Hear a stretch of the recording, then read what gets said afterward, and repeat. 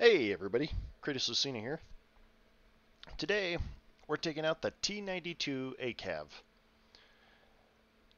The T92 development 52 to 58, and the the concept behind the T92 was basically like super diet M41. Uh, it was a They were kind of hoping for a way to bring down the M41 to its bare minimum, but still maintain the same levels of firepower and protection levels. And mostly that was achieved by using a gun that was almost point for point the M41 gun just shifted to an autoloader. And by having these extreme angles on the front of the hull, while the armor was thinner, the the angle increased the armor value to match that of the M41 for head-on shots, despite the fact that some of this tank was made out of aluminum. There was steel like across the front part and most of the front of the hull, but then they did some kind of fancy welding or bolting tricks and stuck a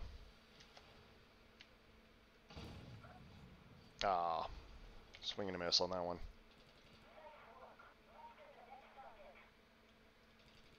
Oh, that gun doesn't traverse. That's kind of dumb. Well, unless it... Oops. Nope, it only... Nope, it only shoots where it shoots. Okay. And the big thing about this particular tank was that the concept for this particular vehicle,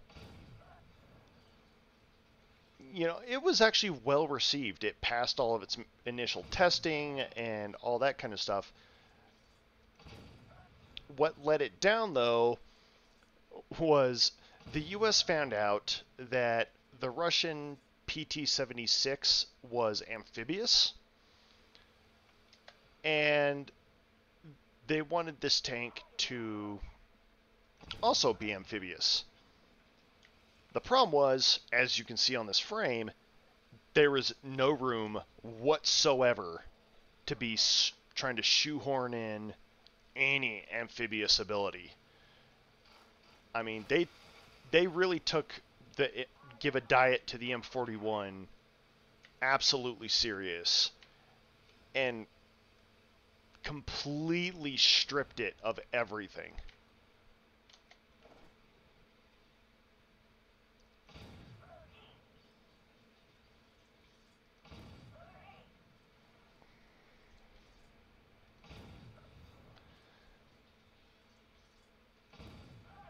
Oh boy, I'm going to be picking on these guys now. The rate of fire on this thing is phenomenal.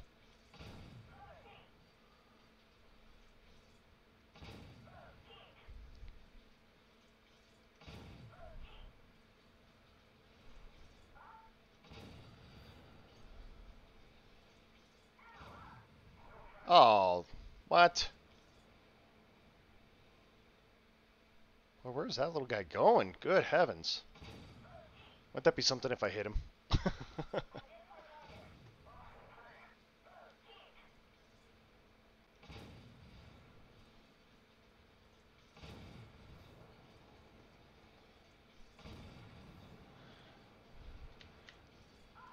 Yeah, the rate of fire on this thing is phenomenal. Like, granted, the damage is low, but, I mean, a less than 3-second reload kind of puts it in like a really slow autocannon kind of group.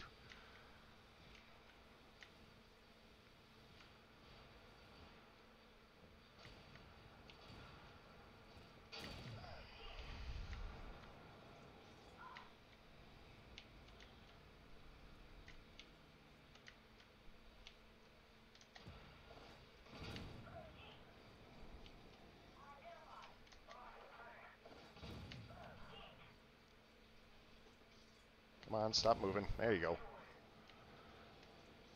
Ooh, another T92 to kill. What are you? Ah, got you anyway.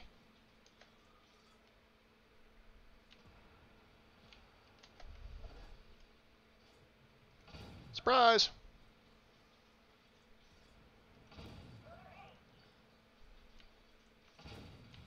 Ah, bad bounce. Ah, got him.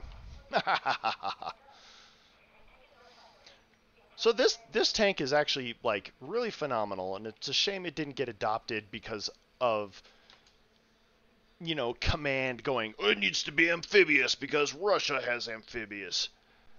And it didn't really need to be amphibious. Honestly, like, for doing a task like crossing the Fulda Gap, or trying to, you know, push the Russians back, any rivers you have to come across, because this tank is so light, you don't need a monster, hyper-built, overbuilt bridge to let the, you know, juggernauts like the Chieftain across.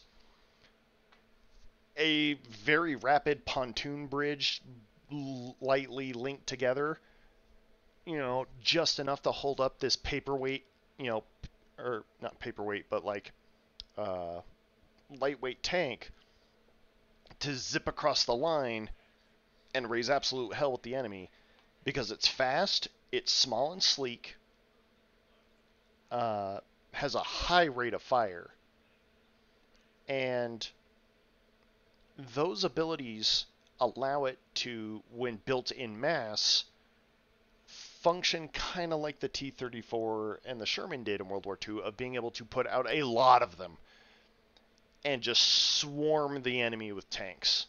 And, you know, hundreds of these things with a handful of dudes inside would raise absolute hell across enemy lines.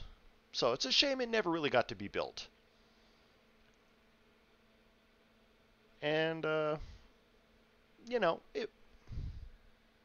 it's pretty... I think it's a pretty cool tank.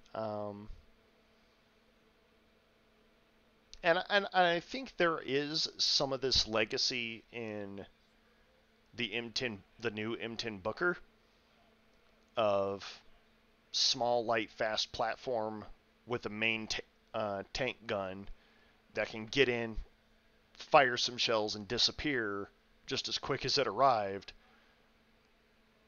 And that would definitely raise, you know, its potential on the battlefield.